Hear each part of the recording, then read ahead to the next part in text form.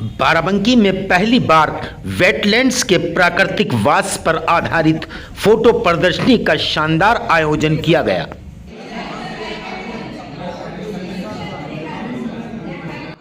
जय हिंद दोस्तों, आप देख रहे हैं रिपब्लिक रैनसा और मैं हूं आपका दोस्त रिजवान मुनीर। देखिए, आज बाराबंकी के ऑफिसर्स क्लब में एक फ़ोटो एग्जीबिशन लगाया गया है जिसमें बाराबंकी के जितने भी इको टूरिज़्म के स्पॉट्स हैं उन सभी की फ़ोटोग्राफ़ी नवीन मनोधा जी ने की है और उसी के एक फ़ोटो एग्जीबिशन उन्होंने यहाँ लगाया है। यहाँ पे हम लोग अब सभी स्कूल कॉलेजेस के बच्चों को भी इनवाइट कर रहे हैं, वो लोग भी आ रहे हैं, देख रहे हैं। कोशिश ये हो रही है कि जो बाराबंकी के टूरिज़्म स्पॉट्स हैं उसके बारे में सबको जानकारी हो पाए और जो वहाँ आने वाले माइग्रेटरी बर्ड्स हैं उसके प्रिजर्वेशन को लेके भी हम लोग काम कर पाएँ। तो मैं जो फ़ोटोग्राफ़र हैं उनको भी बधाई दूंगा और आप लोगों के माध्यम से सभी जनपद वासियों को बताऊंगा कि वो लोग भी आएँ और ज़रूर इस फ़ोटो एग्जीबिशन का हिस्सा बने। जनपद बाराबंकी की झीलों में इन दिनों प्रवासी पक्षियों का आगमन शुरू हो चुका है। इनके प्राकृतिक प्रवास और संरक्षण के लिए प्रशासन द्वारा काफ़ी प्रयास किए गए हैं जो इन प्रवासी पक्षियों को आकर्षित करते हैं।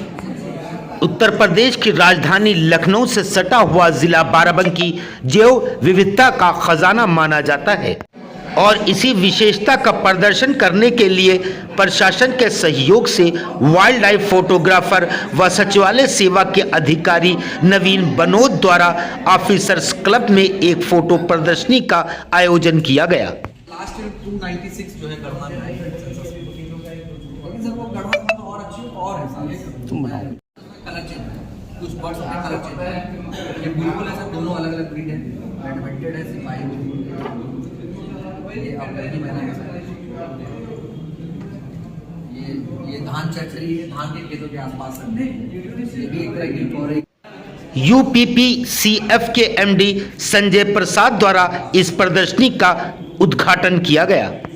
इस 2 दिवसीय प्रदर्शनी में जिले की झीलें, प्रवासी पक्षियों, वन जीव व रंग बिरंगी तितलियों की शानदार फोटो व इनसे जुड़ी तमाम जानकारियों को प्रदर्शित किया गया।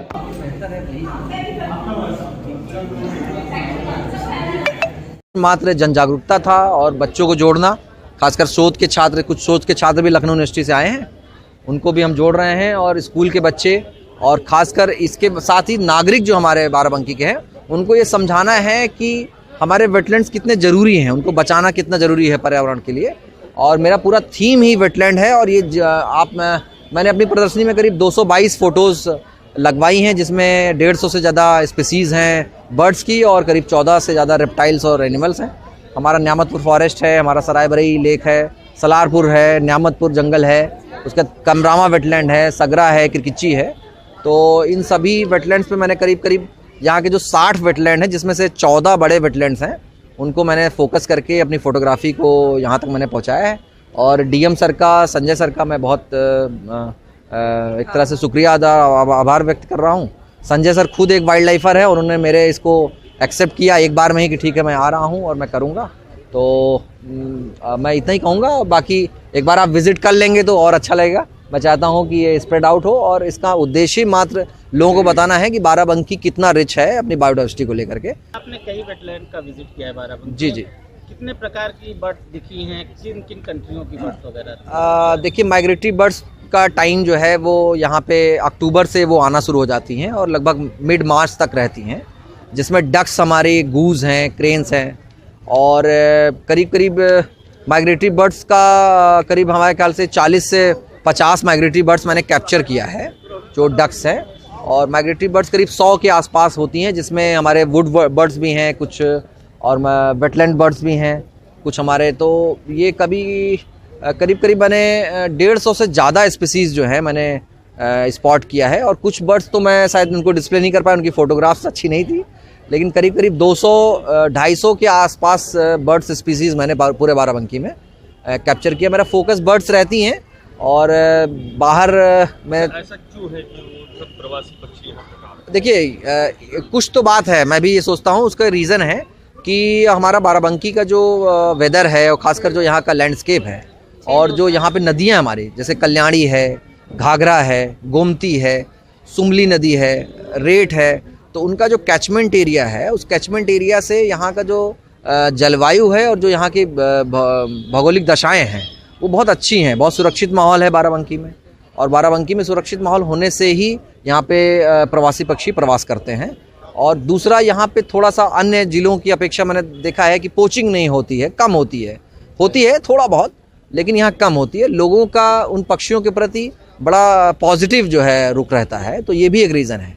उनको खतरा महसूस नहीं होता। उनको खाना, थोड़ा सा सिंघाड़े की खेती वगैरह हो रही है थोड़ा सा अवैज्ञानिक तरह से, जिससे थोड़ी सी समस्या है, लेकिन हमें लग रहा है उसको मिल बैठ करके बात करके हम लोग उसको सॉर्ट आउट करा लेंगे। तो नो डाउट कि बाराबंकी जनपद जो है वो मैंने एक बुक भी लिखने का प्रयास किया है, बाराबंकी इको पर्यटन का नया जनपद। तो मैं बाराबंकी को मैं कहूँगा कि बहुत जल्द जो है ये पूरे प्रदेश में और पूरे देश के पटल पे जो है इसको लाएंगे।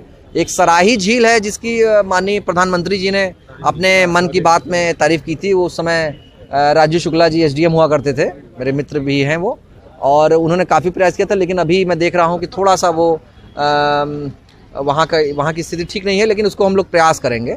जो 12 वेटलैंड्स अभी अधिसूचित होने हैं उसमें वो सराही भी है। 12 वेटलैंड्स एक बार अधिसूचित हो जाएंगे तो फॉरेस्ट डिपार्टमेंट की थोड़ी रीच बढ़ जाएगी और लोगों तक जागरूकता पहुँचेगी, तो अच्छा रहेगा।